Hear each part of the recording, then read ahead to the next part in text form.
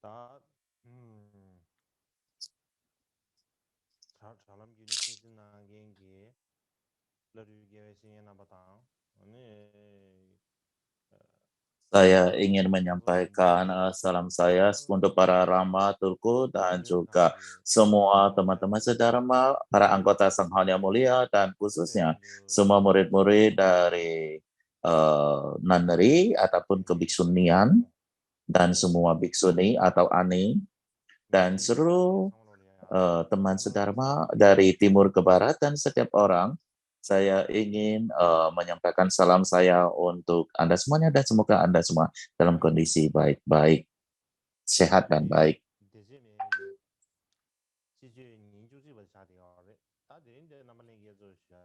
Hari ini adalah merupakan hari ke-11 dari acara Musim Semi Arya Sema. Hari ini saya akan menyampaikan pada Anda tentang perbuatan baik ke-19 dari ayat-ayat autobiografikal karya Miki Dorje, perbuatan baik. Menurut garis besar dari komentar tentang perbuatan baik oleh bayanan yang Sangye Padrup, bagian tentang meditasi pada bercita relatif memiliki dua bagian, mempertukarkan dirinya dengan orang lain dalam meditasi, dan yang kedua adalah mengambil kesulitan sebagai sang jalan setelah meditasi. Dan bagian kedua, mengambil kesulitan sebagai sang jalan setelah meditasi, terdapat 10 subtopik, dan di antara itu kita telah membahas hingga yang 8 yang pertama. Jadi saya ingin membahas kesimpulan dari yang ke-9, yaitu mengambil hal-hal permusuhan sebagai jalan, dan mungkin kita akan membicarakan yang sisanya besok, yaitu mengambil keserakahan sebagai sang jalan. Dan sebelum saya membicarakan tentang mengambil permusuhan sebagai sang jalan, mungkin saya akan memberikan satu kesimpulan tentang poin yang ke-8, yaitu tentang tentang yang ke-8 itu. Dan kita berbicara tentang yang 8 itu memiliki 3 poin utama, dan poin yang ketiga adalah yaitu kesempatan terbaik untuk berlatih adalah ketika segala sesuatunya berjalan dengan baik dan buruk. Jadi ketika segala sesuatu berjalan dengan baik dan berburuk, ya kita sudah berbicara tentang, saya sudah menyampaikan beberapa hari yang lalu adalah situasi yang dalam hidup kita ketika segala sesuatu berjalan dengan baik. Lalu kemudian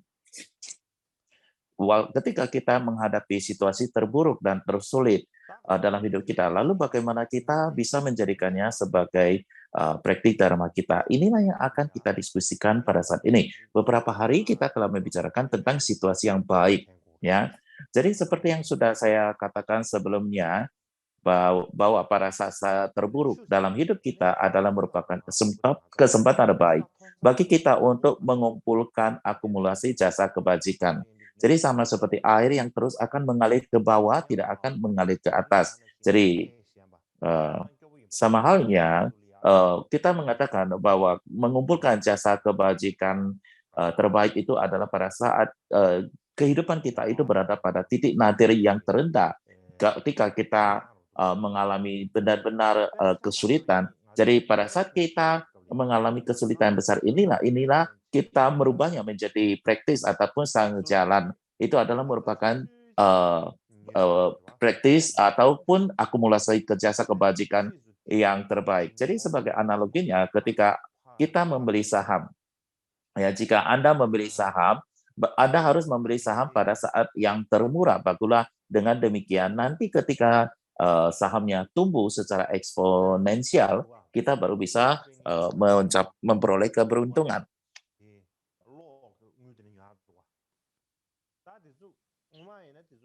Jadi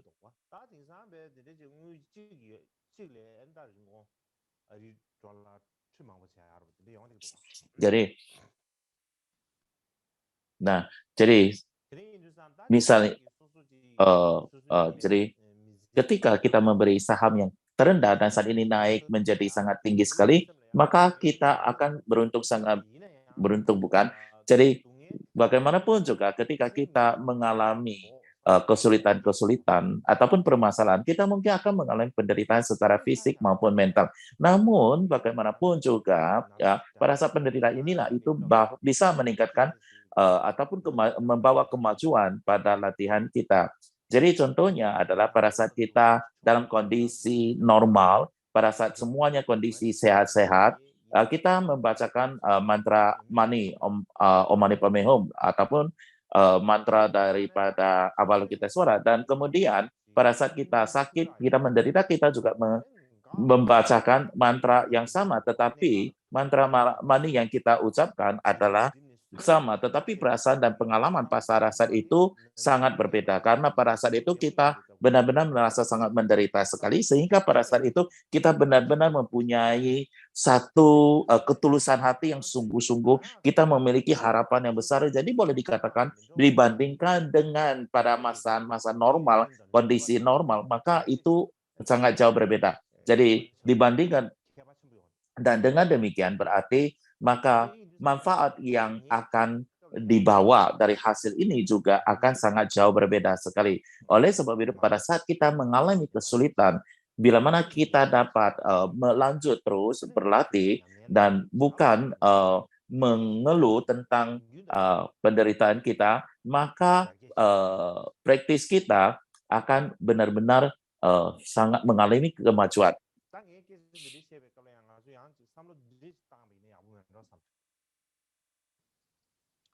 Jadi kita di sini dapat berpikir sejenak. Katakanlah saat ini kita sakit kepala, atau katakanlah saat ini kita mengalami sakit, dan kita bisa bayangkan pada saat ini kita sangat sulit sekali untuk mengalami menerimanya. Kita mungkin akan sangat sulit sekali untuk melafalkan mantra ataupun melafalkan doa dan aspirasi. Bila mana pada saat ini Anda tidak sehat dan Anda tidak mampu untuk mempraktis, maka katakanlah pada saat Anda menjelang kematian, pada detik-detik itu, pada saat benar-benar mengalami penderitaan dan kesulitan yang sangat luar biasa sekali, bagaimana Anda? Anda saat ini hanya sakit kepala, sakit perut saja. Anda sudah tidak dapat melakukan praktis, melakukan mantra, memvisualisasi, dan sebagainya. Dan pada saat kematian menjelang, begitu menderita, begitu menakutkan, apakah saat itu Anda masih bisa mengingat latihan Anda? Anda harus bagaimana? Dibandingkan dengan penderitaan saat menjelang kematian, maka penderitaan apapun yang kita alami saat ini tidaklah dapat dianggap sebagai penderitaan. Karena pada saat menjelang kematian itu, kita benar-benar tidak dapat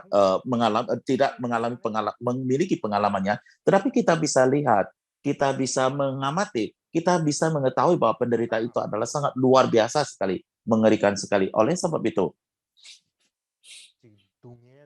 kita saat ini harus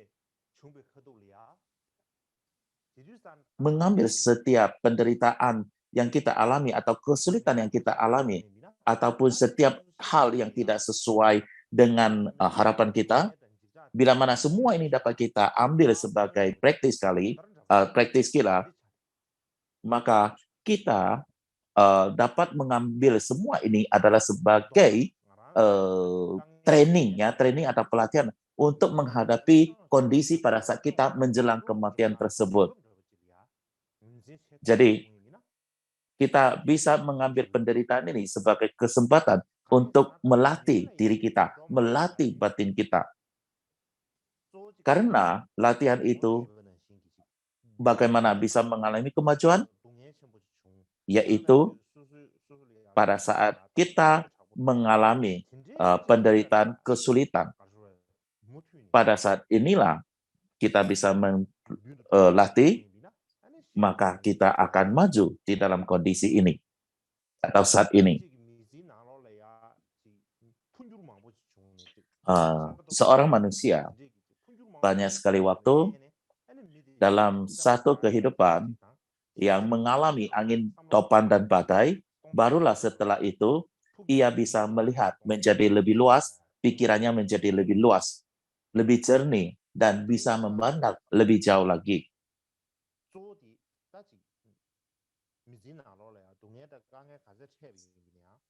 Makanya, tidak peduli seberapa penderitaan ataupun kesulitan yang kita hadapi, janganlah kita anggap sebagai itu adalah penderitaan dan kesulitan, tetapi kita memandangnya sebagai suatu kesempatan untuk berlatih, dan kita benar-benar menghargainya, maka kita akan menjadi lebih baik dan mengembangkan kebijaksanaan kita. Jambon Kontrol Rinpoche pernah mengatakan dalam salah satu tulisannya, mungkin ia mengutip kata-kata dari Xiaoming Wangpo, dan apa yang disampaikan di sini adalah dua peristiwa terpenting dalam hidup kita, kelahiran dan kematian. Kita dalam kehidupan kita, lahir dan mati itu adalah yang terpenting. Di luar daripada dua peristiwa atau masalah ini, semua masalah-masalah ini itu adalah masalah kecil.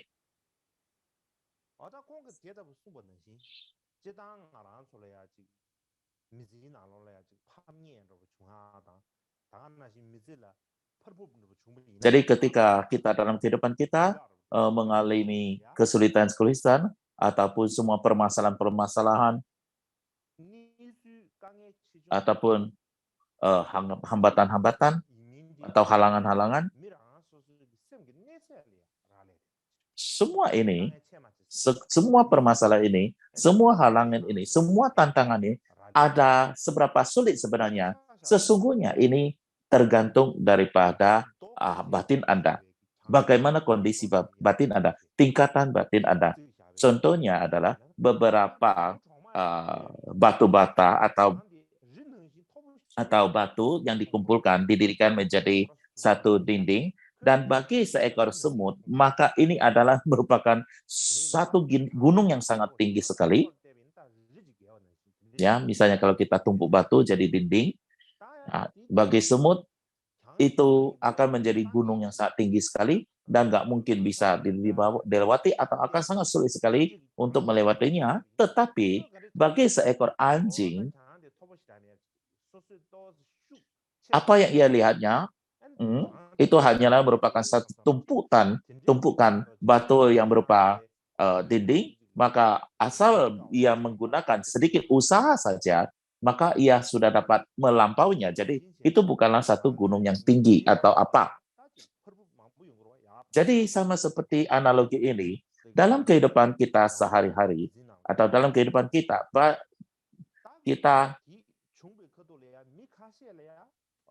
banyak sekali penderitaan, banyak sekali masalah, banyak sekali halangan dan sebagainya.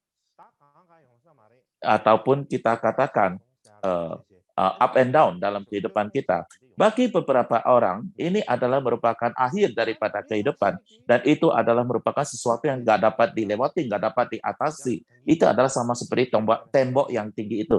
Tetapi mungkin bagi orang lain, melihatnya itu bisa seperti anjing tadi itu, ya, ini hanya merupakan satu dinding saja, itu bukan sesuatu gunung tinggi yang nggak dapat dilewati. Asal kamu rajin sedikit, asal kamu lebih berupaya sedikit, maka dapat Anda lampaui. Dan bagi orang benar-benar sangat luar biasa sekali, ataupun makhluk-makhluk terunggul, bukan saja ia tidak memandangnya sebagai satu halangan, bahkan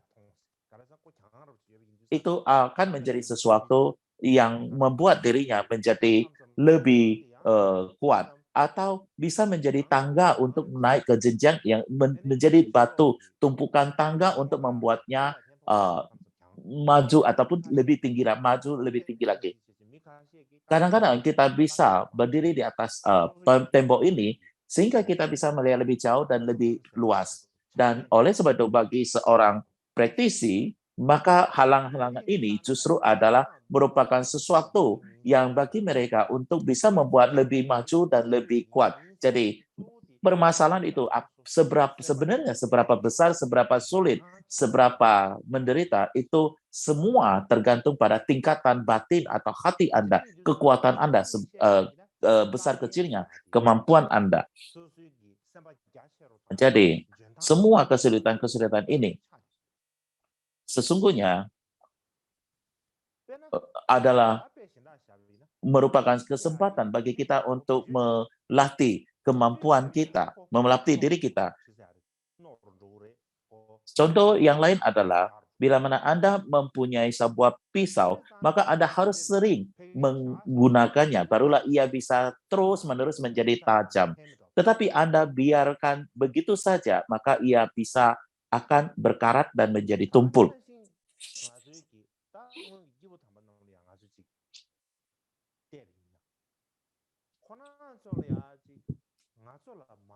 Sama halnya, ketika kita melihat para guru-guru besar, para leluhur di masa lampau, bukan karena mereka memiliki beberapa kemampuan yang tidak kita memiliki, ataupun sehingga mereka mencapai pencapaian. Bukan karena itu.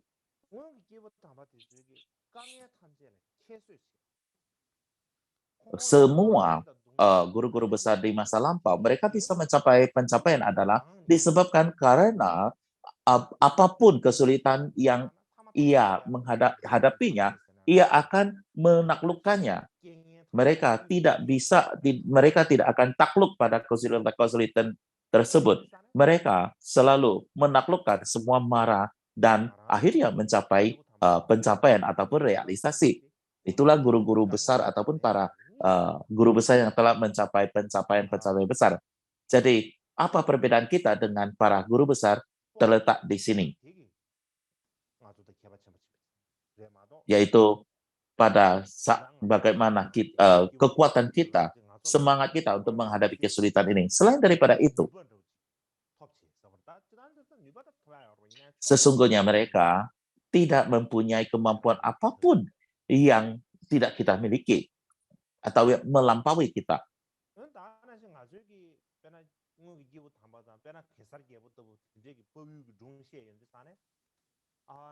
Jadi ketika kita berbicara tentang orang-orang yang luar biasa ataupun khusus di masa lampau, seperti misalnya cerita pada Ling Gesar, kita ingin menjadi seperti mereka, mempunyai kekuatan, keberanian, kegigihan yang sangat besar sekali.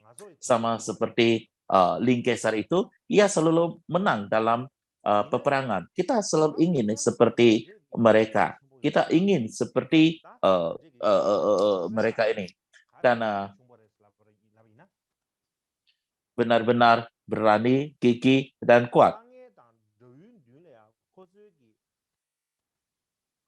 Ini sesungguhnya menunjukkan apa? Ini menunjukkan bahwa ketika mereka menghadapi kesulitan-kesulitan dan musuh, pada saat itu,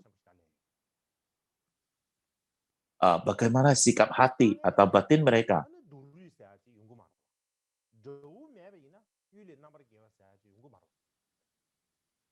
Kita di sini dapat melihat keistimewaannya. Jadi, bila mana tidak ada kesulitan, maka dari mana kita tahu ada kekuatan? Bila mana tidak ada musuh, bagaimana kita bisa tahu adanya kemenangan?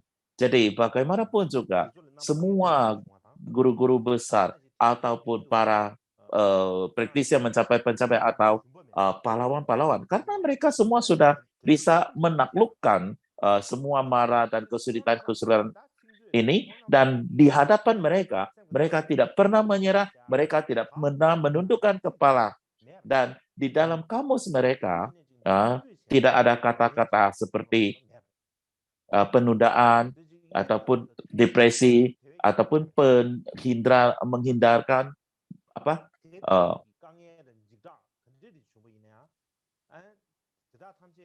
dan disebabkan karena mereka mengalami kesulitan dan bahaya ini, dan menjadikan ataupun membantu mereka untuk mencapai keberhasilan ataupun pencapaian mereka. Itulah yang membedakan antara orang biasa dengan orang unggul atau orang hebat. Ini adalah sesuatu yang perlu kita perhatikan.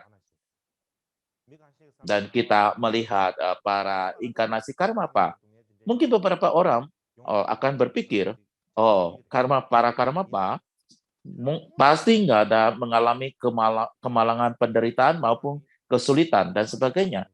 Tetapi pada kenyataannya itu adalah kebalikannya.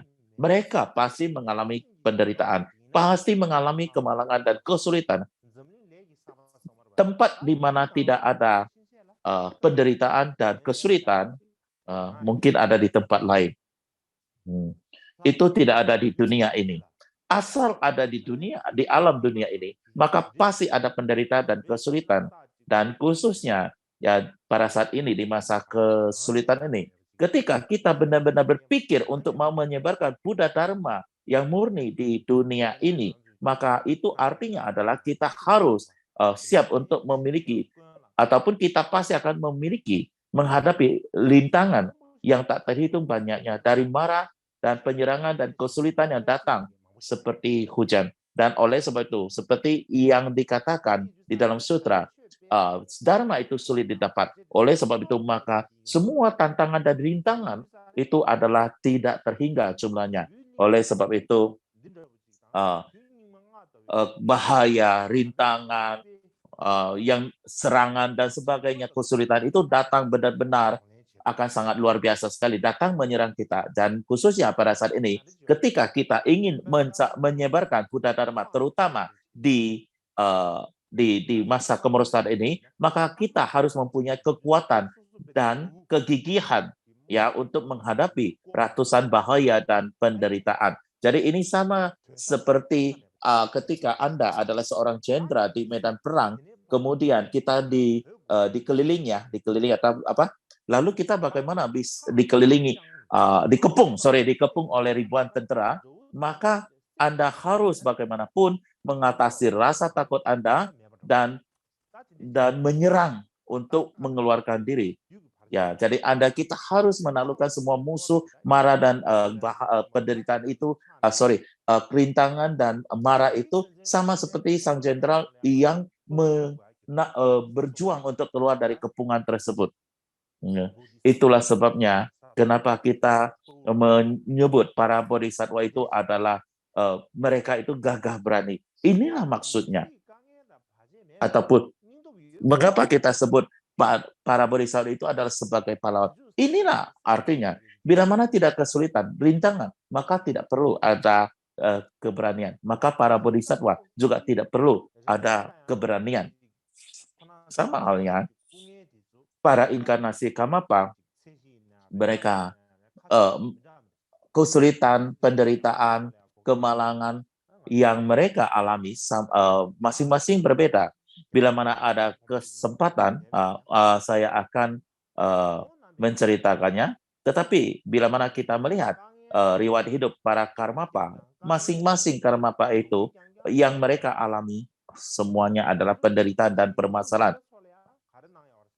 Dan semua hal-hal yang sulit.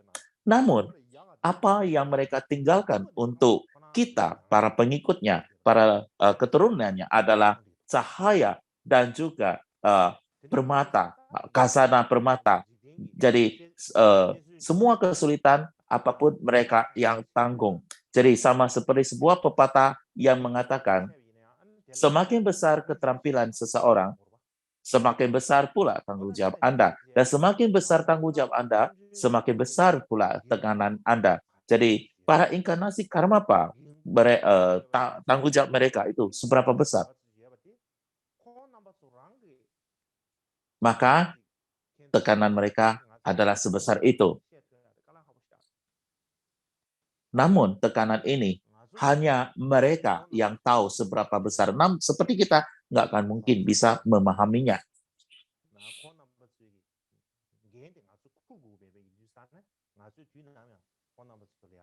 Karena kita tidak pernah berdiri pada posisi itu dan memikul tanggung jawab tersebut atau demikian itu. Sehingga kita tidak dapat memahami tanggung jawab mereka dan juga tekanan mereka. Sama pasien. Namun, apa yang dapat kita ketahui adalah para leluhur, tanggung jawab para leluhur. Mereka tidak putus asa, mereka tidak pernah takut, mereka tidak pernah menghindari kesulitan ataupun tanggung jawab mereka. Bahkan mengubah semua itu menjadi peluang untuk meningkatkan diri, untuk tumbuh diri. Mereka menghadapinya dengan berani. Dan bahkan mereka mengubah semua itu menjadi kondisi untuk mengumpulkan akumulasi jasa kebajikan dan membawa manfaat bagi yang lainnya. Inilah yang perlu kita pelajari dari mereka. Jadi, poin utama di sini adalah mudah-mudahan apa yang perlu kita lakukan adalah kita pasti akan menghadapi rintangan, tantangan, dan juga kesulitan. Kita jangan selalu memikirkan, oh kenapa kok saya saja yang mengalami ini, kenapa saya selalu bernasib buruk. Kita kebanyakan waktu akan mengeluh seperti ini, namun itu sama sekali tidak ada gunanya. Sorry.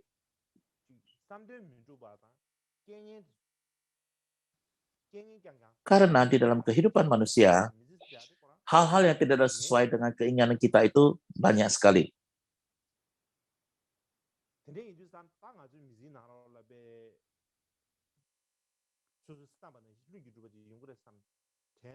Oleh sebab itu, di masa depan ketika kita menghadapi hal-hal yang tidak sesuai dengan harapan ataupun menghadapi masalah, kemalangan dan sebagainya, kita harus mengingatkan diri kita sendiri dan langsung berpikir,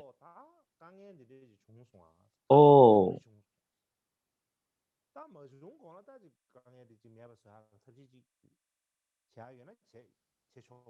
saya baru saja mendapatkan kesempatan untuk berlatih dan mengumpulkan jasa kebajikan. Kalau belum terjadi suatu masalah, kita bisa menghindarinya, tapi kalau kita sudah menghadapinya, kita harus menghadapinya.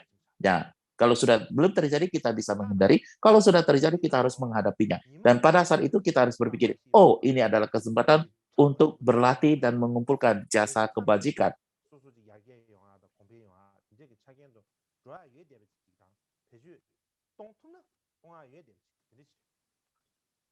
Dan ya, kita harus bisa menggunakan semua kondisi itu untuk peluang latihan kita, meningkatkan diri kita, dan membuat diri kita tumbuh. Jadi, bagaimanapun juga, bila mana kita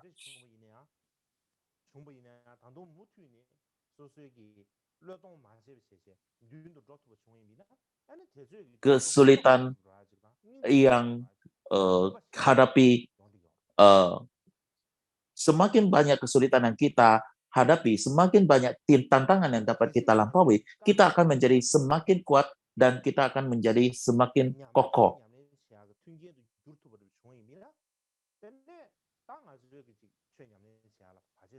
Bila mana kita dapat menjadikan semua kesulitan ini menjadi praktis kita, maka kita tidak akan mengalami rintangan apapun, dan maka praktis kita akan terus tumbuh, dan bahkan kita tidak akan pernah menyerah.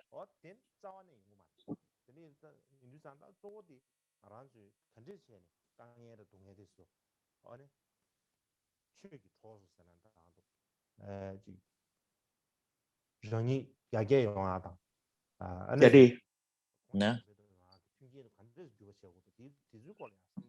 memiliki sikap mental seperti ini, pikiran ini,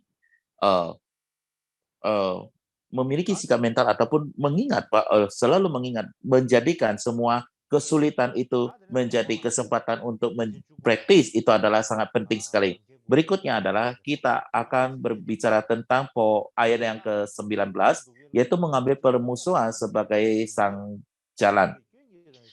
Ayatnya, meskipun saya tidak tahu, saya tidak cemooh, makhluk hidup menderita karena keji, kesalahan, dan kalangan adalah sifatnya. Mengetahui hal ini membuatnya menjadi semakin tidak bisa ditoleransi. Saya menganggap ini sebagai salah satu perbuatan baik saya.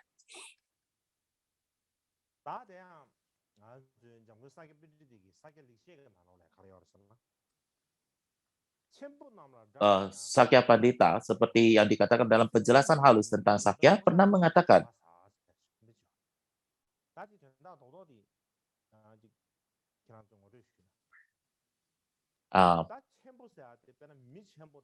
kira-kira maksud daripada apa yang dia sampaikan dalam satu bait itu adalah seorang makhluk agung, seorang makhluk unggul yang mencelakai makhluk agung ini dibandingkan dengan musuh mereka. Sesungguhnya yang lebih membahayakan mereka itu adalah orang-orang yang berada di sekitar ia, yaitu pengiring mereka ataupun attendant mereka.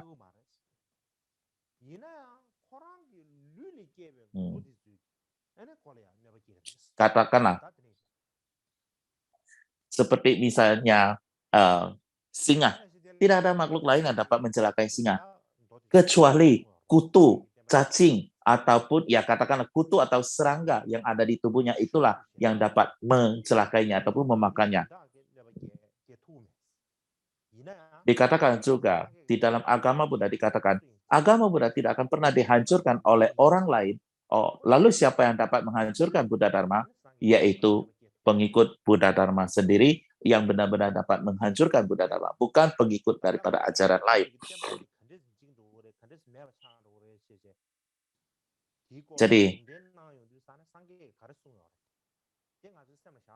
Jadi bagaimana agama Buddha bisa lenyap dan bagaimana Buddha memprediksi, kita harus selalu mengingatnya. Sang Buddha mengatakan, di masa yang akan datang, ajaran-ajaran saya akan oleh orang-orang yang mengaku sebagai umat Buddha, oleh orang-orang suci, mereka tidak harmoni, saling mengkritik, mengatakan diri adalah yang terbaik, dan mengatakan orang lain adalah tidak baik, tidak betul, diri adalah murni, orang lain adalah tidak murni, disebabkan karena ketidakmurnian ini, sehingga menyebabkan lenyapnya Buddha Dharma. Jadi, bagaimanapun juga agama Buddha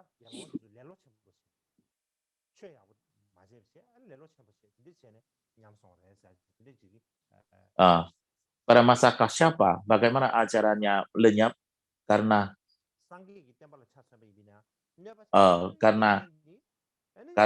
pada saat itu Sangha tidak benar-benar berusaha, dan ajaran Buddha Sakyamuni akan lenyap oleh karena para orang suci ataupun para pengikutnya tidak harmonis. Jadi oleh sebab itu, ajaran agama Buddha itu hanya akan dapat dilenyapkan oleh ataupun dihancurkan oleh pengikutnya sendiri, bukan oleh pengikut lainnya.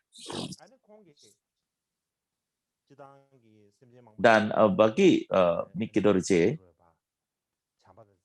ia sudah banyak sekali menolong orang, membantu orang, menjaga dan merawat banyak sekali orang-orang.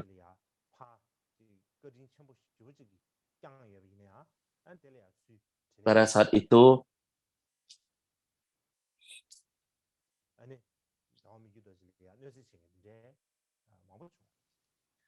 menjaga banyak orang, merawat orang dengan tanpa batas kebajikan. Namun semua orang itu membalas kebajikan dengan kejahatan.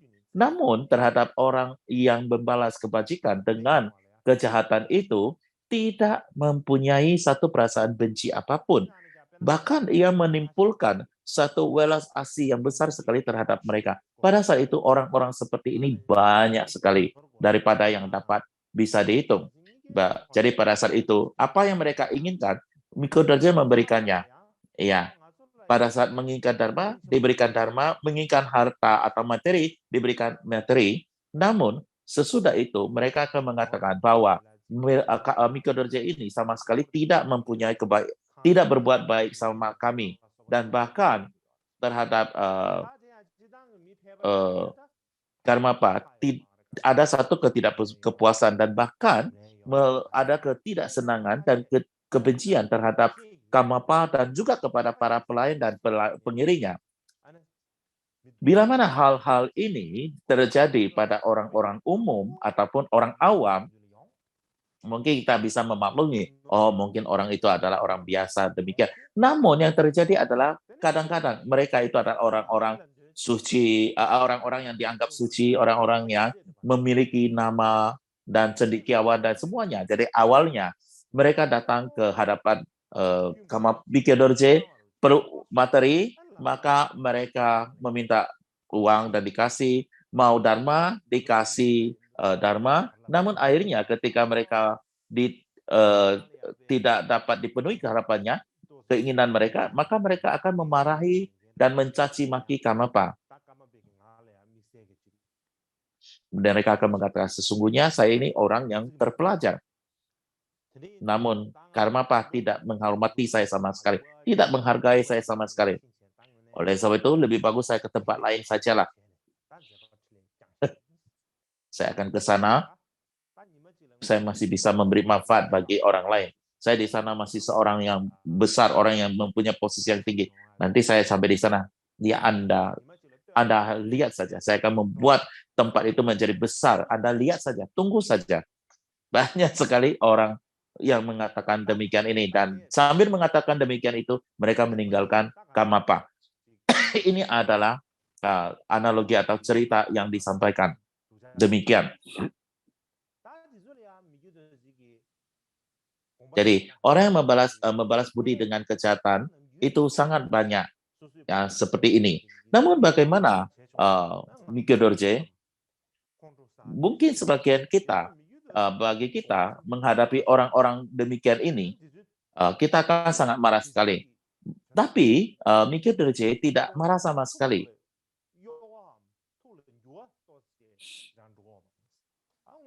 Bahkan batinnya juga tidak terpengaruh sama sekali. Beliau masih tetap sama dengan tenang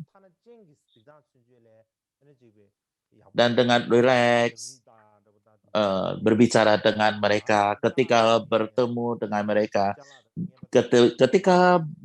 dengan mereka, pandangan matanya masih demikian penuh welas asih, berbicara dengan rileks terhadap mereka. Apa yang mereka minta masih tetap dikasih, dan tidak ada berbeda sama sekali dulu. Karena Karmapa memang sedemikian welas asih terhadap mereka. Jadi orang-orang yang memiliki sedikit kebajikan dan keberuntungan melihat Karmapa memiliki welas asih demikian ini, maka hati mereka juga lumer dan menjadi menerima dharma dan menjadi pengikut dharma yang bagus. Baik. Namun bagi orang-orang yang tidak memiliki keberuntungan atau jasa kebajikan, bagaimanapun beliau baik terhadap mereka juga tidak ada manfaatnya sama sekali. Namun terhadap orang-orang yang demikian ini, yaitu orang yang tidak mempunyai jasa karma baik atau jasa kebajikan ini, Kamapa masih tetap tidak akan pernah meninggalkan mereka. Tetap saja masih akan memberkati mereka, mendoakan mereka, ya, aspirasi untuk mereka. Oke, kita akan sampai di sini dulu dan kita istirahat setengah jam.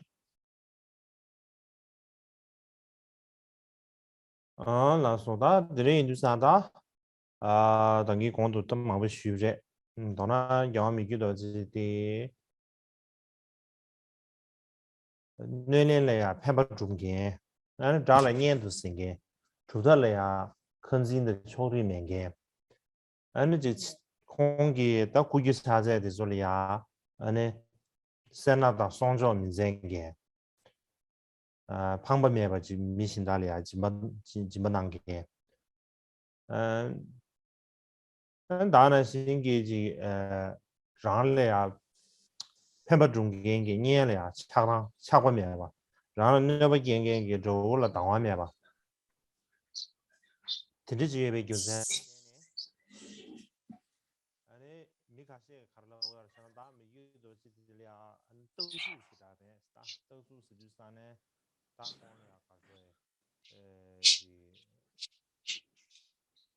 다고야 가서 갈라 다지 나서 지 유지 미카시 인증법 본보세 할 줄 봐. 다들이 제 또지 릉수 그것이야 말은 아니 뭐 양보 스주 산다 미 가래 주비냐 ane tene ya ise nanggen lo chi tene ji yores ane tu yung chung sa de da shira ran ji bo chu so min do de min ji jena tu ya chung jun ru chi tene ji le ya Kemudian tu ya chung jun ru chi uh, ya men na ne da chi gong ba shira de mereka juga akan mengatakan bahwa Mickey Dorje itu hatinya cukup kecil da da na sing cha le ga na bi ne ya chi ke che cha ba dan juga akan mengatakan do be ge ane ji ka shue Tüda nega bla dün chale na shin min dos tene yu sane ane kadang-kadang perbuatannya agak keterlaluan. Jadi banyak sekali orang akan merasakan bahwa Mickey Dorje adalah orang biasa-biasa saja dan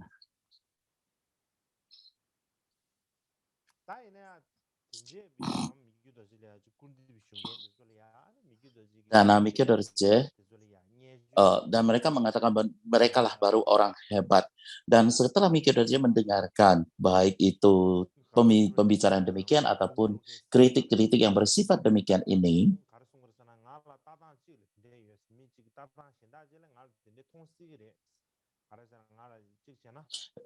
beliau tidak akan merasa apa-apa. Mereka akan mengatakan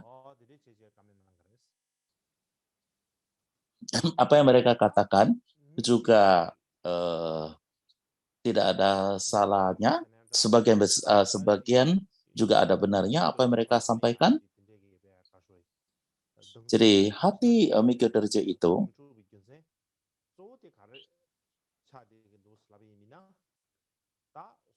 ketika berbicara tentang orang-orang yang jahat itu ia merasa jijik. Kenapa bisa begini? Karena Mickey Dorje mengetahui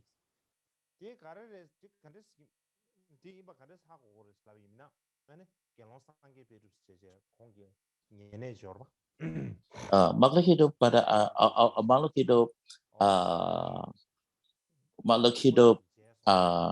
pada umumnya memang sifat alaminya ada demikian. Kenapa bisa demikian? Karena attendantnya Sangye Padrup mengalami sendiri. Jadi ada orang-orang atau murid yang bertemu dengan Mickey Dorje dan ia melihatnya dan ia mengetahui bahwa pada saat memohon sesuatu pada Mickey Dorje,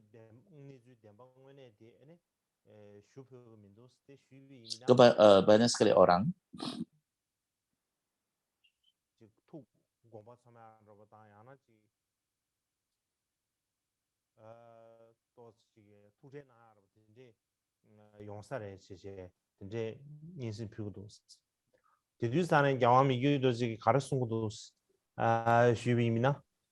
땅 안에야 된대 그지 쌤 채워도 된대 땅 안에 지 쌤이 아직 가수지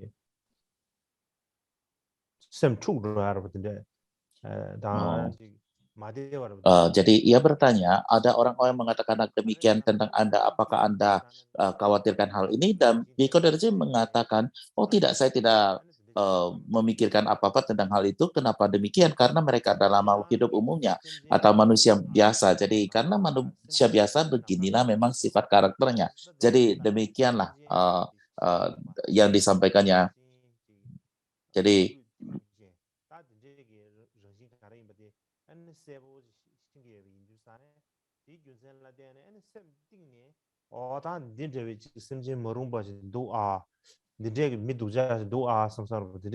jadi Tamapa dari lubuk hatinya tidak pernah merasakan bahwa hakikat batin mereka itu adalah tidak baik sehingga menimbulkan suatu kebencian ataupun serasa tidak suka terhadap mereka, itu tidak pernah ada.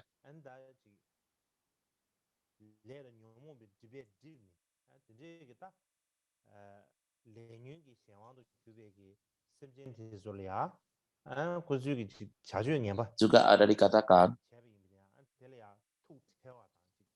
orang-orang yang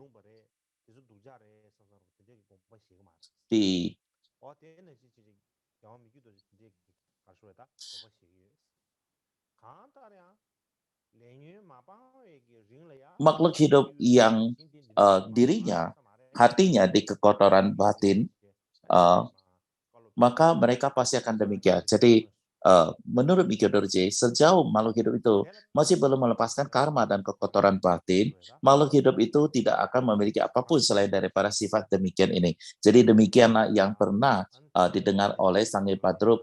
Mikyo Dorje pernah mengatakan demikian ini. Oleh sebab itu, maka terhadap orang-orang yang membalas kebaikan dengan kejahatan, atau orang-orang menjahiti, ataupun orang yang mencelakai, Kamapa masih tetap bisa bukan hanya tidak marah ataupun kecewa, tetapi masih akan sangat berbelas asih terhadap mereka.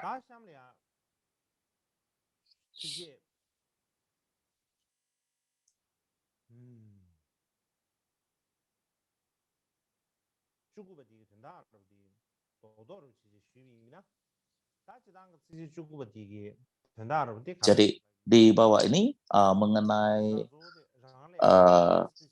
ayat ke-19 ini ada beberapa poin utama. Jadi poin utamanya adalah terhadap orang-orang yang menyakiti kita atau membenci Anda, atau orang-orang yang membenci kita, bagaimana kita menghadapinya, bagaimana kita memandangnya, orang-orang yang menyakiti kita atau membenci kita ataupun yang menjahati kita. Jadi kita dapat melihat dari berbagai sudut. Jadi kita pertama adalah memandangnya dari sudut pandang 8 duniawi, 8 urusan duniawi.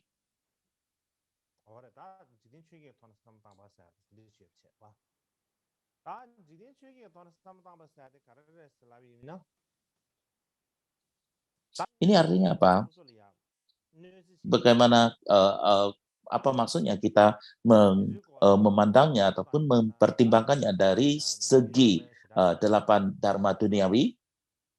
Artinya adalah orang-orang yang mencelakai kita, tidak peduli apakah orang-orang yang kita tidak ada koneksi sama sekali, yang tidak kenal kita, atau bahkan orang-orang yang pernah kita bantu mereka, akhirnya mereka, atau mungkin mereka juga tanpa alasan, atau memang mereka ada niat mencelakai kita, ya, membalas kebaikan dengan kejahatan. Lalu bagaimana kita harus menghadapinya? Jikalau mereka mencelakai kita,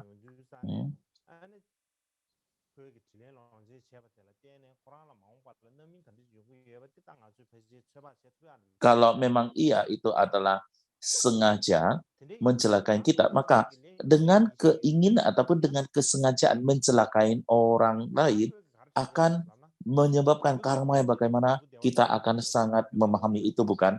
Jadi kalau kita benar-benar memahami ataupun mempercayai hukum karma, maka kita akan dapat mengetahui dengan tindakan demikian ini apa hasil akibat yang akan dibawa atau akan yang diterimanya. Kita mengatakan bahwa perbuatan baik akan menerima kebaikan dan perbuatan jahat akan menerima kejahatan. Bila mana orang yang mempercayai karma pada kondisi ini, maka di hati mereka beliau tidak akan marah.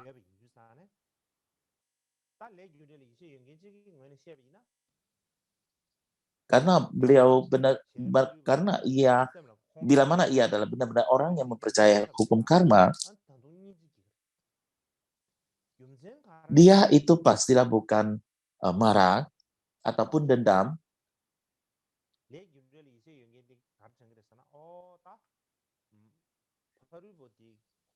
Karena orang yang mempercayai karma ini akan mengetahui orang tersebut,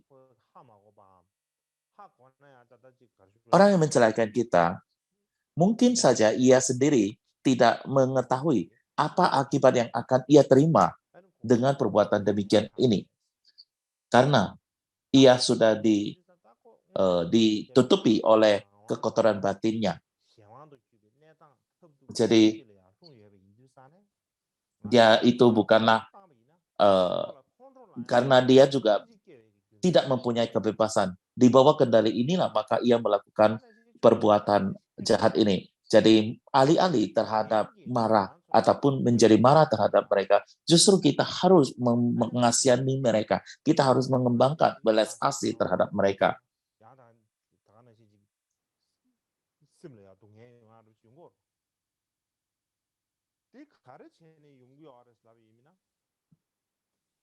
Dan satu sisi yang lain adalah ketika kita menerima kejahatan daripada seseorang, kenapa ataupun ketika orang lain menyakiti kita, mengapa kita bisa marah, kesal atau apa? Karena kita merasa telah dihina, telah terluka dan sebagainya.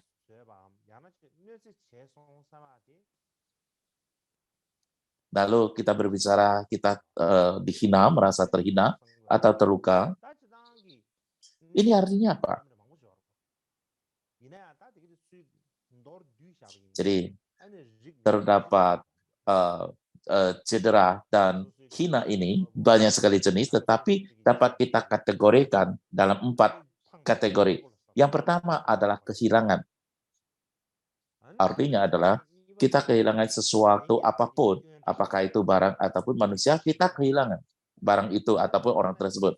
Yang kedua adalah kita menerima kritikan ataupun cemoohan, kritikan orang. Kita merasa sakit atas tubuh fisik maupun tubuh mental kita. Yang keempat adalah kita dihina, mendapat cemoohan ataupun hinaan. Jadi kita mengalami kesakitan, menderita, itu adalah kira-kira 4 jenis penderitaan ini. Ini juga adalah kita mengatakan 8 urusan ataupun dharma dunia, bukan? Ya, jadi ini adalah 4 aspek negatif dari 8 urusan duniawi, bukan? Kita katakan ada hal yang positif, ada yang negatif, bukan? Yang kehilangan, menerima kritikan, menerima penyakitan, ini adalah merupakan sisi negatifnya. Jadi pada dasarnya semua celaka ataupun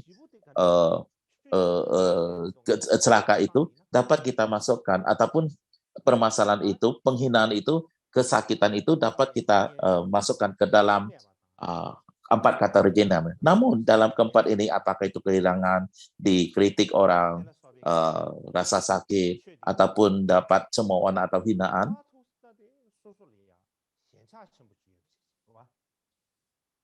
bila mana kalau kita mengejar terus-menerus, ataupun kita meneliti lebih dalam lagi, sesungguhnya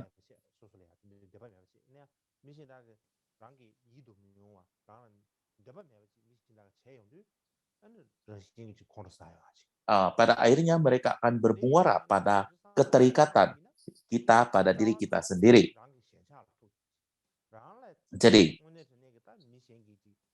Jadi ini adalah merupakan kemelekatan ataupun keterikatan pada diri. Jadi bila mana kita tidak memiliki kemelekatan terhadap diri yang sedemikian besar, maka kita tidak akan begitu peduli atas kehilangan ataupun kritikan ataupun apapun itu. Ia tidak akan memberikan efek yang besar terhadap kita, dan juga penderitanya juga akan terasa begitu kuat. Jadi kita bisa mengalami sedemikian besar rasa hinaan, rasa sakit, dan sebagainya, itu adalah karena kemelekatan diri kita adalah sedemikian besar. Jadi di antara keempat ini adalah yang pertama adalah kehilangan ataupun kerugian.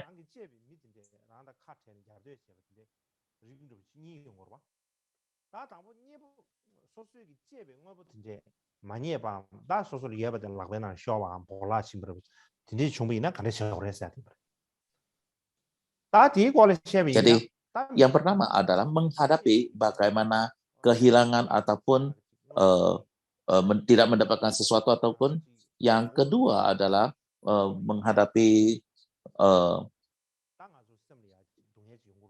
kritikan-kritikan dan sebagainya.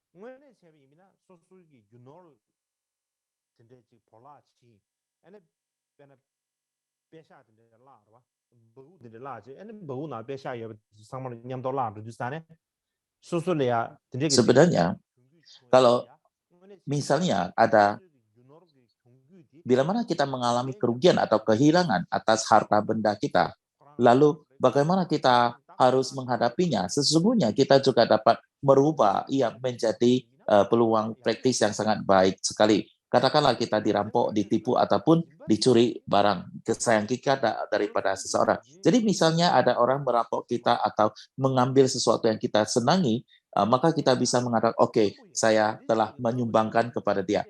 Kenapa bisa demikian? Kemurahan hati, dermawan itu adalah kita memberi. Yang kita kategorikan sebagai kedermawan itu adalah memberikan sesuatu yang kita senangi, kita sayangi kepada orang lain. Bila mana memberikan kita kepada orang lain adalah sesuatu yang kita tidak suka atau yang tidak kita inginkan lagi, yang tidak kita bermanfaat lagi, maka kita memberikan kepada orang itu tidak dapat dikategorikan sebagai dermawan ataupun bermurah hati, karena itu sama seperti membuang barang-barang lama yang sudah tidak kita pakai. Itu tidak dapat dikategorikan sebagai dana. Jadi pemberian atau dana yang sesungguhnya itu apa?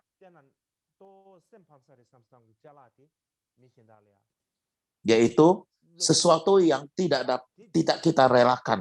Barulah ketika kita memberikannya sesuatu yang tidak kita bisa relakan, kita berikan kepada orang lain, barulah itu dapat disebut sebagai dana ataupun kemurahan hati.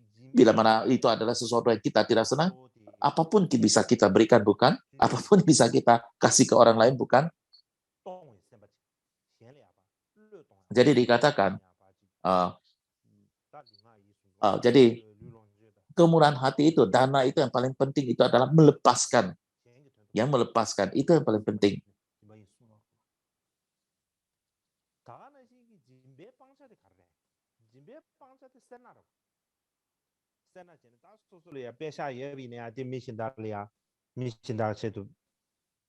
Jadi, apa lawan daripada kemurahan hati? Itu adalah kekikiran.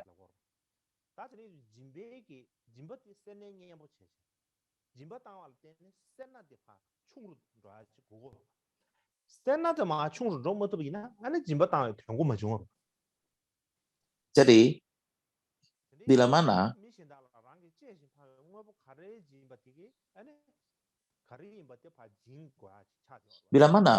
kedermawanan itu tidak mengurangi daripada kekotoran batin kita itu, maka itu tidak dapat dikategorikan sebagai kemurahan hati. Oleh sebab itu, maka dana ataupun kemurahan hati itu adalah kita harus memberikan orang lain sesuatu yang paling berharga, yang paling kita senangi untuk kepada orang lain.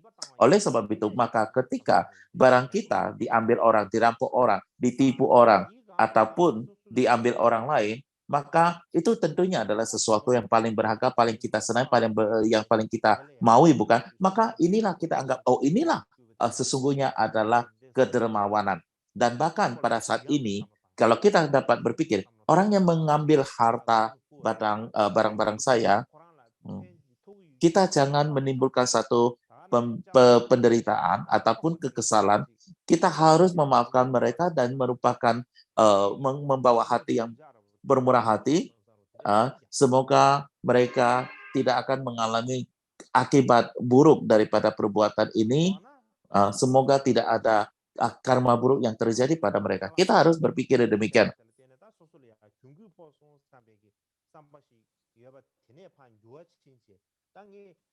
Ya, bagaimanapun juga bila mana ada sesuatu yang dapat diambil orang, harta, dompet kita misalnya dirampok dan sebagainya, begitu kita merubah pikiran kita, sikap mental kita, kehilangannya itu, kita memikirkan itu adalah sebagai satu dana atau pemberian, maka dengan demikian itu, kehilangan kita itu akan menjadi alasan untuk mengumpulkan jasa kebajikan kita dan merupakan latihan. Bukankah ini merupakan suatu kesempatan yang baik?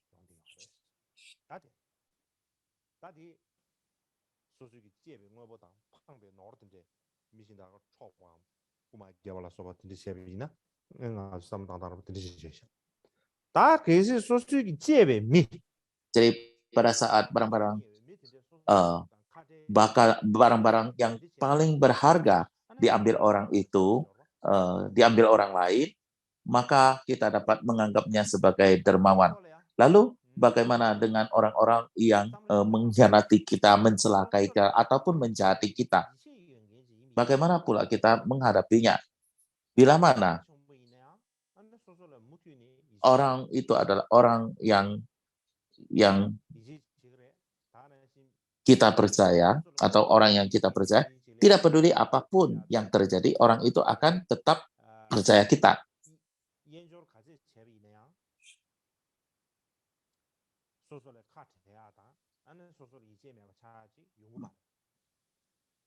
Jadi, bila mana orang benar-benar itu percaya kepada kita, bagaimana orang mencelakakan kita ataupun mengatakan hal jelek tentang kita di hadapan mereka, mereka tetap akan percaya pada kita. Sama seperti misalnya orang tua, tidak peduli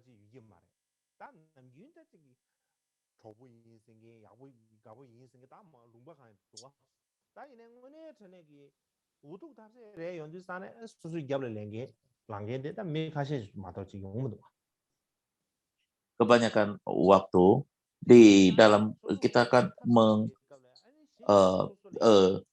ketika kita menghadapi masalah demikian ini, barulah kita bisa mengenali siapa sebenarnya itu adalah teman baik kita atau teman kita, dan siapa orang yang benar-benar percaya pada diri kita. Padahal pada kondisi umum, semua orang akan mengatakan mereka itu adalah teman baik kita. Dan di dalam cerita-cerita para guru besar di dalam cerita hidup mereka juga kita bisa melihat kejadian-kejadian seperti ini. Bahkan guru-guru besar mereka juga mengalami hal demikian. Bahkan Sang Buddha sendiri juga dicelakai oleh Devadatta. Bahkan ia berusaha untuk membunuh ataupun mencelakai jiwa daripada Sang Buddha.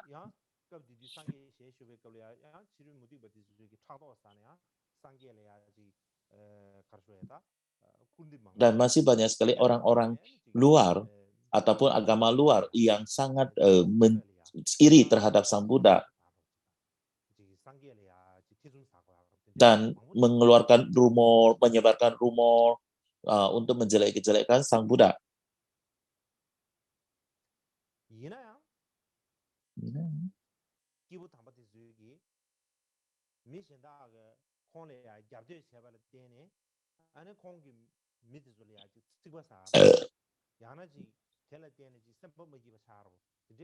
Tapi mereka tidak akan menderita karena pengkhianatan seperti ini ataupun kejahatan seperti ini. Dan sudah tidak mungkin akan membalas dendam atas semua ini. Bahkan di hati mereka itu akan semakin besar cinta kasih dan welas asihnya.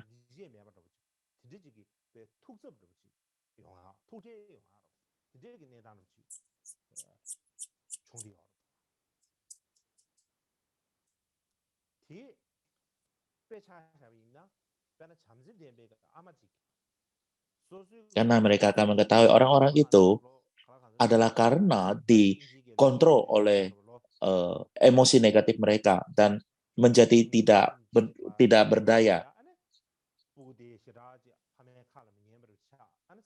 Katakanlah, sama seperti seorang orang tua yang melihat anak-anaknya yang masih muda, katakan 13-14 tahun remaja, meninggalkan rumah, melakukan tindakan-tindakan yang mungkin tidak sesuai dengan keinginan orang tua dan tidak mampu untuk memahami kesulitan daripada orang tua. Namun bagaimanapun, sang ibu masih tetap terhadap anak ini akan tetap sama sayang cinta kasihnya terhadap anak ini, dan tidak akan menjadi benci, tidak mungkin akan menjadi benci atau menjadi dendam atau tidak suka, tidak mungkin akan muncul seperti itu di dalam hati ibunya. Oleh sebab itu, terhadap orang-orang yang meninggalkan kita ataupun yang mengkhianati kita, janganlah terlalu sedih dan jangan terlalu dipikirkan, karena suatu hari hati mereka juga akan berubah. Hati mereka akan berubah punya. Mereka suatu hari pasti akan bisa memahami dan mengerti. Dan juga pada dasarnya, sebagai seorang praktisi, kita terhadap orang lain baik atau baik terhadap orang lain, bila mana adalah untuk untuk membalas orang lain, itu sudah sama sekali tidak benar. Bukan demikian caranya. Bila mana Anda berpendapat demikian, itu adalah tidak benar. Mengapa demikian? Ada beberapa alasan, tetapi salah satunya adalah karena Anda baik terhadap orang lain, belum tentu orang lain bisa baik terhadap Anda. Bila mana Anda selalu berpendapat, berpikir, maka kalau kamu baik terhadap orang lain, maka orang lain harus baik terhadap Anda. Bila mana Anda berharap seperti itu, maka Anda akan sangat menderita. Karena ini bukanlah sesuatu yang mesti terjadi. Alasan yang kedua adalah, seorang bodhisattva harus melakukan tindakan tanpa batas untuk memberi manfaat bagi semua makhluk hidup. Ia juga memberikan manfaat bagi orang yang memiliki karakter yang baik ataupun karakter yang tidak baik ataupun orang dengan emosi negatif yang sangat tebal ataupun kekotoran batin yang tebal. Jadi kalau misalnya kita mengatakan seorang bodhisattva membawa satu harapan besar, karena katakanlah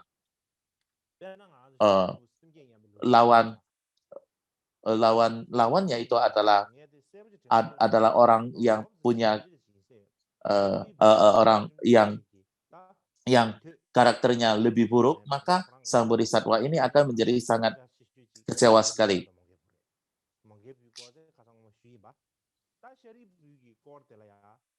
Jadi kita berbicara tentang Sariputra, ya.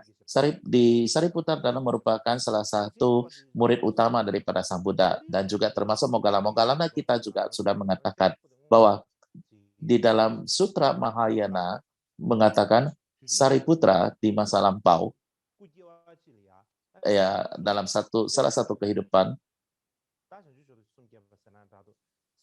ia pernah bertekad membangkitkan bodhicitta demi membawa manfaat bagi makhluk hidup untuk mencapai kebuddhaan. Jadi pernah berikrar atau beratidana seperti ini, tekad seperti ini.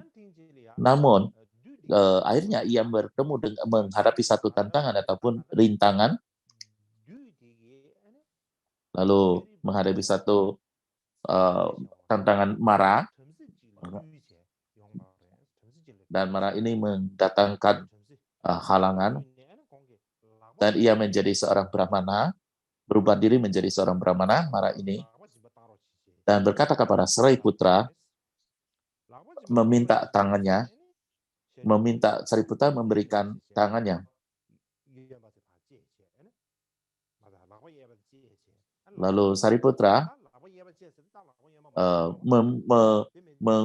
memotong tangan kanannya untuk diberikannya. Jadi memakai tangan kiri untuk memotong tangan kanan dan diberikan kepada brahmana tersebut. Dan brahmana itu mengatakan, kamu menyerahkan barang itu dengan tangan kiri itu sangat tidak sopan dan tidak bagus dan tidak bersih dan tidak murni, karena ini tangan untuk untuk ke kamar mandi, diperguna untuk kamar mandi. Jadi saat itu Sang Brahma mengatakan demikian. Jadi Sang Brahma itu sangat marah dan tidak mau. Dan Sariputra berpikir, ya, membantu seseorang itu sangat sulit sekali.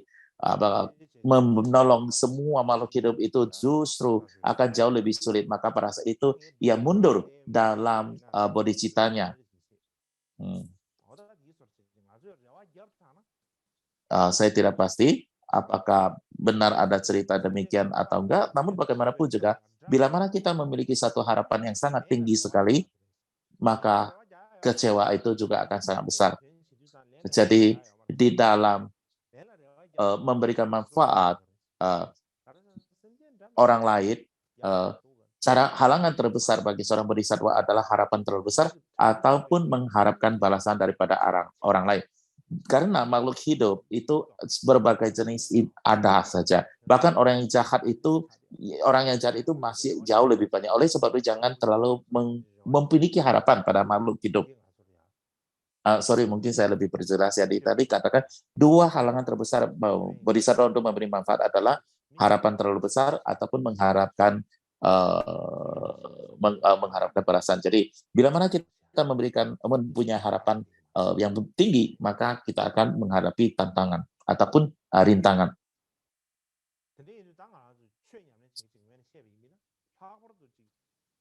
Jadi yang harus dilakukan oleh seorang praktisi, terutama adalah seorang bodhisattva dari Mahayana, haruslah bertindak berdasarkan welas asih dan seimbang menghadapi ataupun memperlakukan setiap orang. Sudah tentunya terhadap orang yang baik terhadap kita, itu gak usah ngomong lagi. Bahkan terhadap orang yang jahat ataupun mengkhianati kita, kita juga harus bisa berwelas asih terhadap mereka. Dan dengan ulet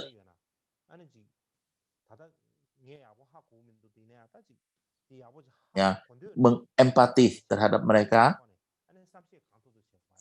memahami permasalahan dan penderitaan mereka,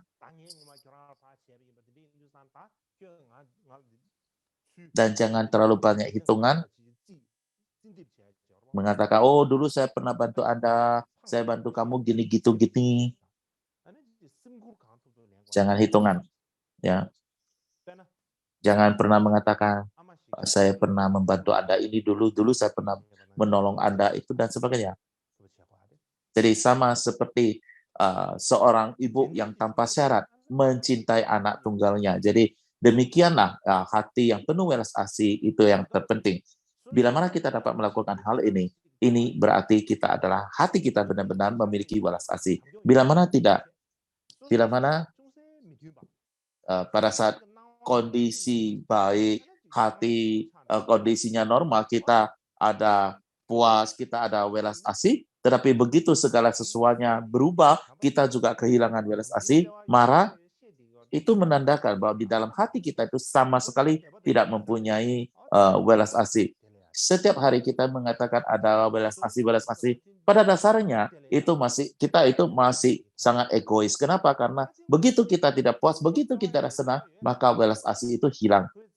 Rasa welas asih itu hilang.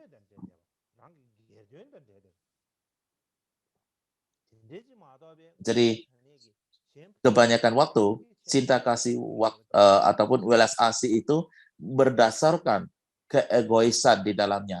Itu tidak boleh.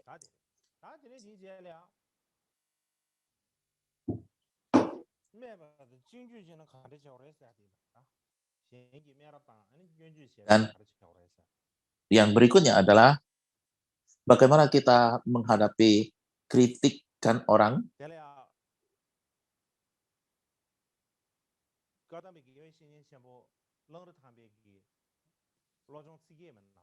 Jadi sama seperti para guru besar Kadampa, Raring Thampa, di dalam pelatihan batin itu ada diajarkan.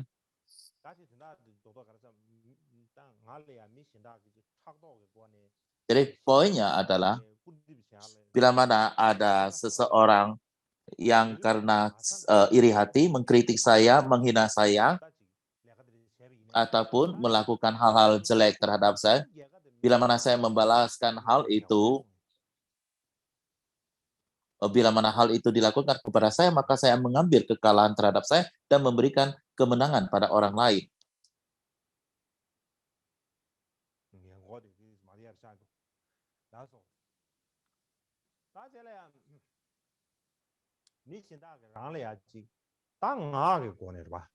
Jadi ketika orang lain menghina kita secara kata-kata, mengkritik kita, ataupun mencelakai kita secara ucapan, apa yang perlu kita pikirkan adalah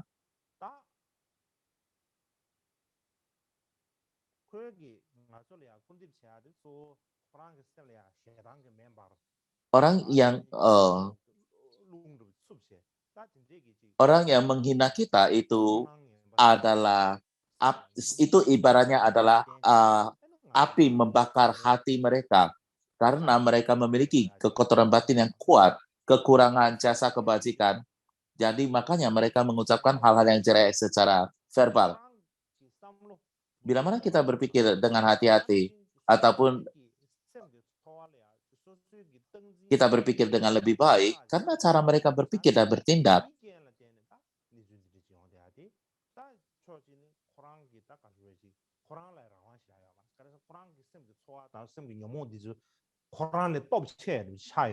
Jadi mereka itu sesungguhnya tidak dapat mengontrol diri mereka karena kekuatan daripada kotoran batin mereka itu sudah melebihi diri mereka. Jadi mereka juga tidak dapat mengontrol diri mereka. Jadi mereka itu sudah dikendali oleh kekotoran batin mereka itu sendiri. Jadi kita dapat memakai satu analogi. Ketika seseorang memukul kita dengan tongkat, kita tidak akan marah terhadap tongkat itu, tapi kita harus marah terhadap orangnya karena tongkat itu hanya alat, sedangkan ia dikontrol oleh orang tersebut. Sama halnya, kita mengatakan orang itu adalah sama. Kita tidak boleh marah terhadap orang itu, karena ia juga tidak berdaya, karena ia juga dikontrol oleh kekotoran batinnya. Jadi dalam kondisi ini, kekotoran batin itu jauh lebih cepat. Dan bila mana kita merubah satu lain posisi, kita berpikir, ketika orang menertawain kita ataupun mengkritik kita, kebanyakan waktu kita sendiri juga ada lebih kurang ada masalah, barulah kita akan diketawai orang lain ataupun dikritik orang lain.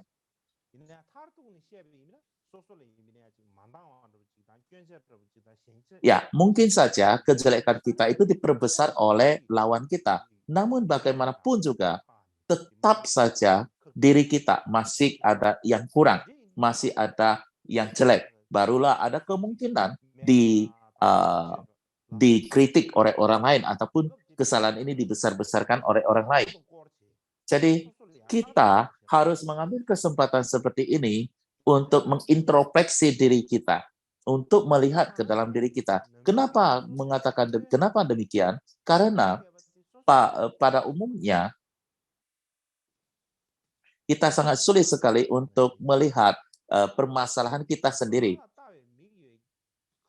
Jadi contohnya adalah ketika kita melihat orang lain, kita menggunakan mata. Tetapi waktu mau melihat diri sendiri, kita harus menggunakan cermin.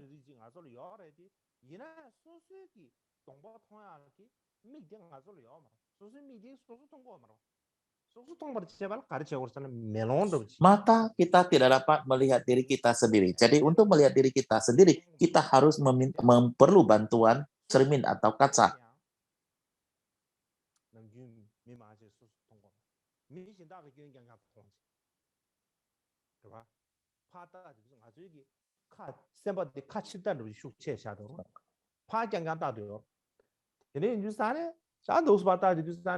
Hati kita kebanyakan adalah menghadap keluar. Jadi yang kita lihat itu selalu adalah urusan permasalahan orang lain, kesalahan orang lain, dan merasa diri tidak pernah ada masalah sama sekali atau kejelekan sama sekali. Tetapi sesungguhnya adalah kebalikan. Semua masalah itu adalah diri kita, sedangkan kualitas itu adalah milik orang lain.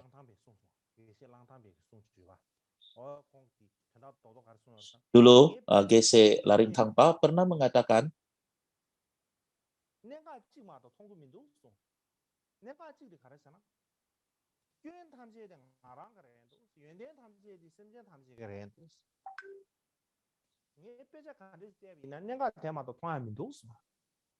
jadi ia sudah membaca semua kitab suci dan poinnya itu adalah apa? Semua masalah itu ada di dalam diri kita dan semua kualitas adalah orang lain.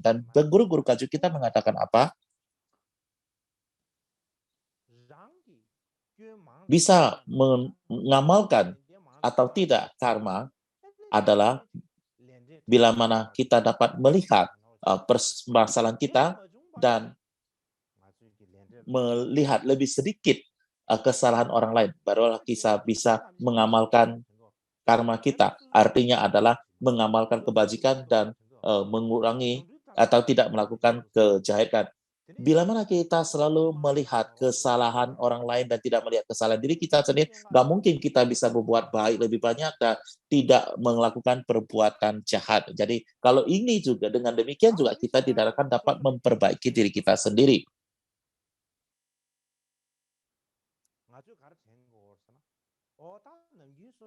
Jadi pada saat orang lain menjelek-jelekkan kita, lalu kita harus bagaimana? Kita harus berpikir, terima kasih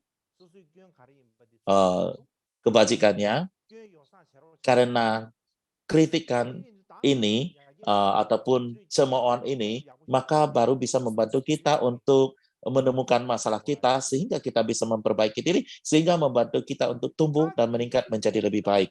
Ini adalah kesempatan yang baik.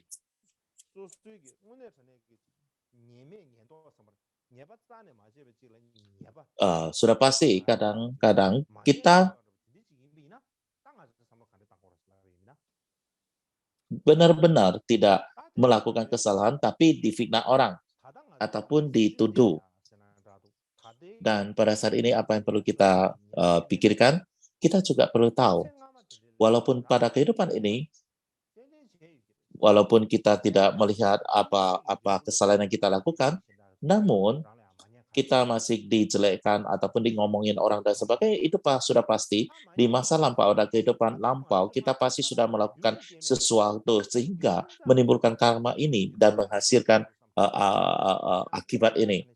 Jadi tidak mungkin ada hasil atau akibat yang tanpa ada sebabnya. Jadi kekuatan karma itu adalah tidak akan pernah salah.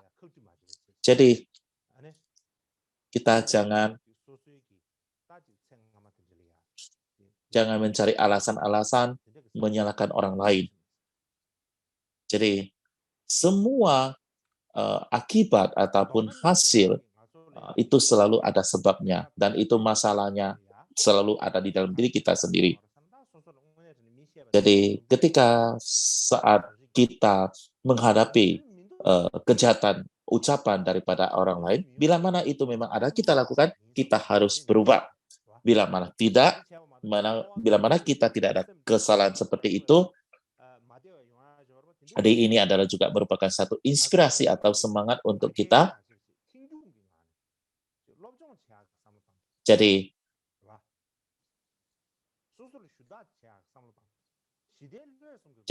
jangan panik, jangan marah, tapi tetap tenang, lalu bisa introspeksi dan memperbaiki diri.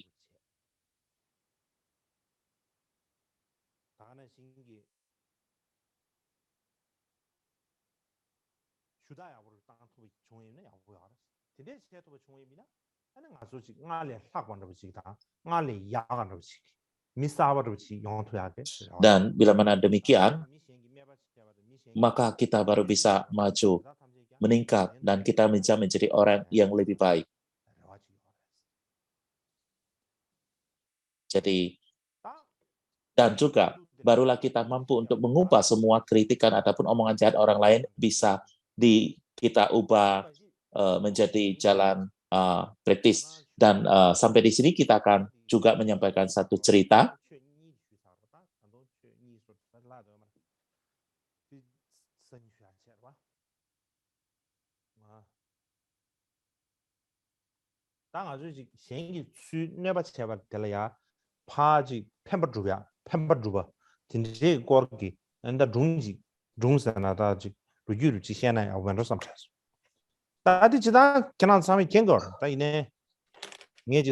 Ketika dicelakain orang lain, kita masih bisa dengan cinta kasih balas asih untuk memberikan manfaat bagi orang lain. Mungkin Anda sudah pernah mendengarnya, namun tetap saya akan cerita sekali lagi.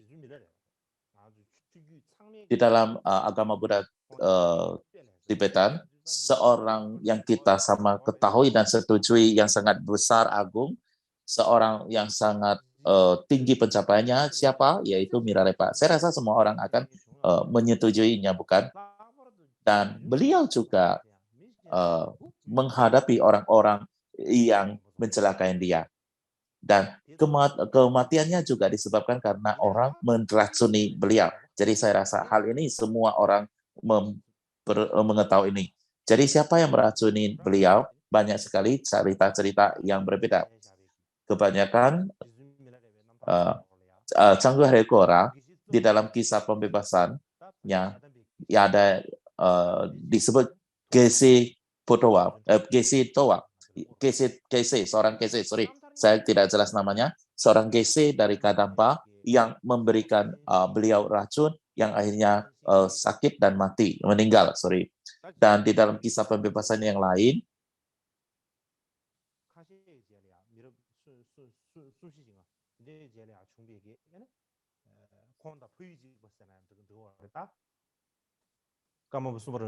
ada seseorang yang berasal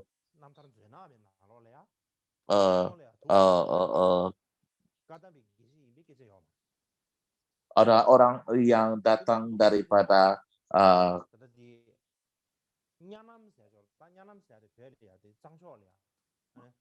Sapowa, sorry ya. Jadi di dalam cerita ini dikatakan yang memberikan ia racun itu bukanlah Gese Capawa, tetapi adalah seorang yang berasal dari Nyanga. Dan karena ia meminum racun yang diberikan oleh Nyangan, maka ia meninggal dunia. Jadi jadi dikatakan bahwa di daerah Nyangan ada seorang praktisi daripada Bumpo yang bernama Tintong Jambar. Jadi dia adalah seorang praktisi Bumpo yang bisa dengan ritual-ritualnya itu membantu orang ataupun yang melakukan sesuatu ritual untuk membantu orang. Dan banyak sekali orang-orang yang banyak meyakini ia. Jadi ketika Milarepa berada di daerah Nyanga itu, disebabkan karena berkahnya, maka orang-orang di sana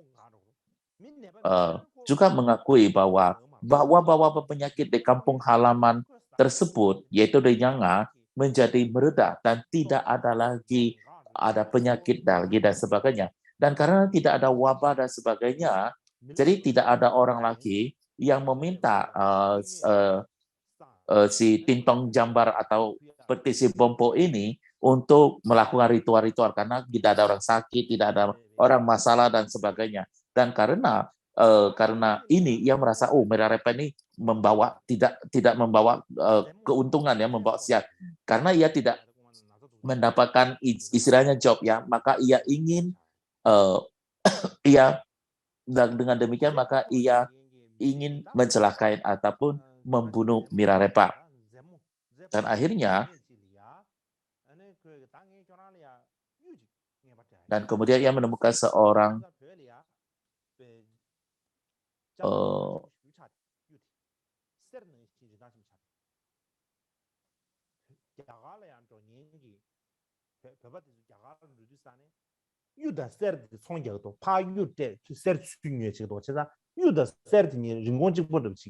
jadi pada saat itu jadi sang Bumpo itu mencari seorang wanita dan menjanji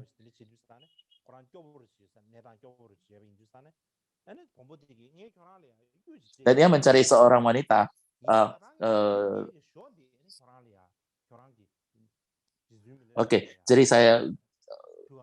dia mencari seorang wanita yang berpenyakit lepra, kemudian dia berjanji akan memberikan satu turquoise. Turquoise pada saat itu adalah sesuatu yang sangat berharga di Tibet, batu turquoise bahkan lebih berharga daripada emas. Dan ia mengatakan bahwa saya akan memberikan Anda batu turquoise ini, tetapi Anda harus memberikan dulu yakut ini pada Milarepa untuk diminumnya. Dan sang wanita itu mengatakan, oke, bagus, gak masalah. Lalu orang itu kemudian menaruh racun pada yakut tersebut dan kemudian wanita ini membawanya untuk dipersembahkan pada Milarepa. Dan kemudian Milarepa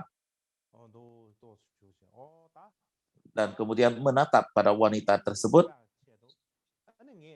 dan yang duduk di hadapannya dan mengatakan, untuk membantu Anda agar Anda bisa mendapatkan virus ataupun terkut tersebut, maka saya akan memakan yogurt itu. Dan kemudian ia meminum yogurt tersebut. Dan setelah meminumnya,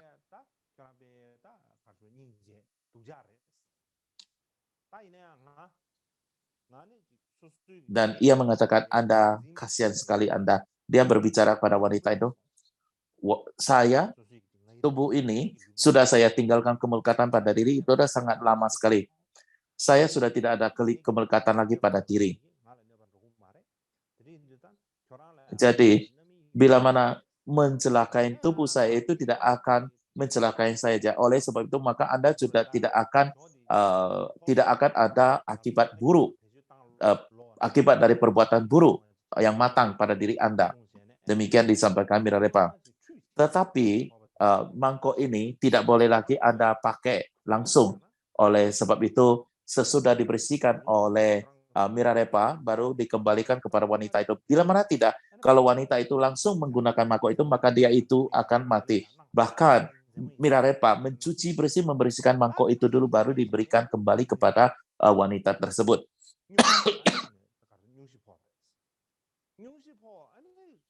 Dan setelah itu akhirnya Milarepa sakit. Pada saat itu para murid-muridnya yaitu para repa merasa sangat sedih dan menangis. Dan pada saat itu Milarepa menatap ke langit dan bernyanyi satu doa atau nyanyian, dan kira-kira lagu itu maknanya adalah semua penyakit, dons, perbuatan buruk dan halangan, tidak peduli apapun itu yang terjadi, bagi seorang yogi itu adalah permata, adalah suatu kesempurnaan. Itu adalah merupakan menyempurnakan sesuatu, menyempurnakan praktis kita. Dan dengan demikian,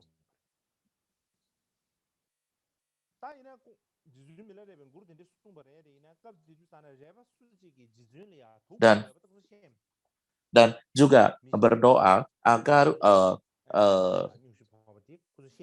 karma buruk daripada Bompo itu akan ringan, dan wanita itu juga akibat Bompo itu tidak akan mengalami akibat buruk daripada perbuatan ini pada Bompo itu, dan penyakit wanita itu akan sembuh.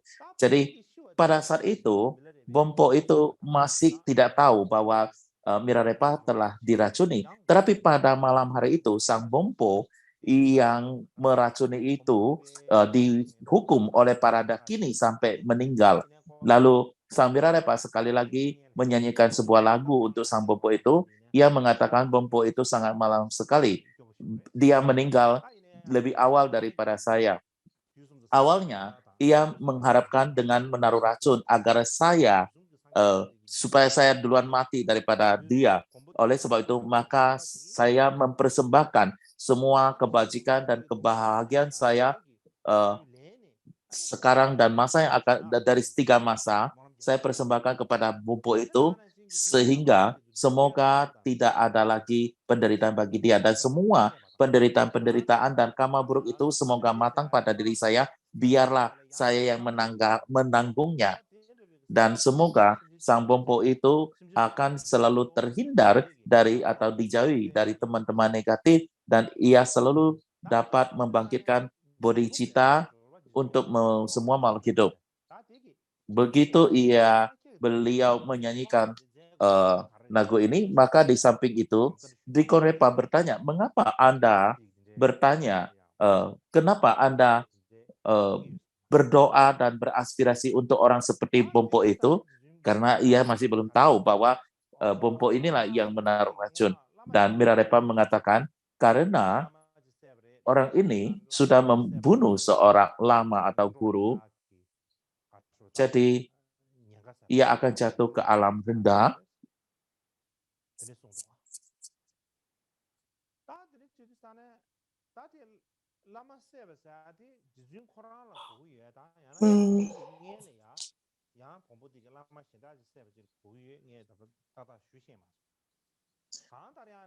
Lalu lama atau guru yang dimasukkan di sini apakah orang lain ataukah Mirarepa mengatakan diri sendiri? Saya sendiri juga tidak jelas ya di dalam hal ini. Namun bagaimanapun juga, Drikorepa mengatakan, jika kamu tahu itu adalah racun, mau meracuni, mengapa kamu masih meminumnya? Mirarepa mengatakan, bila mana saya meminumnya dan mendedikasikannya kepadanya, maka saya berharap semoga ia juga bisa keluar daripada alam rendah tersebut. Jadi saya baru menerima barang tersebut. Lalu muridnya bertanya, apakah ia terbebas dari sana? Lalu Mirarepa mengatakan, oh mungkin, itu mungkin ia terlepas dari sana. Jadi dari seorang yang mencapai pencapaian seperti Mirarepa, beliau itu juga demi untuk menghubung satu koneksi terhadap orang ini, maka ia meminum racun tersebut ya demi membangun koneksi atau hubungan dengan orang ini, maka beliau baru meminum racun tersebut. Jadi dari cerita ini, walaupun orang mencelakai kita, bahkan membunuh kita, kita masih harus berbaik hati terhadap mereka, berwelas asih terhadap mereka, dan beraspirasi dan berdoa kepada mereka. Jadi ini adalah cerita daripada Mirarepa, kita harus belajar meneladannya. Oke, hari ini sampai di sini dan kita akan dedikasi.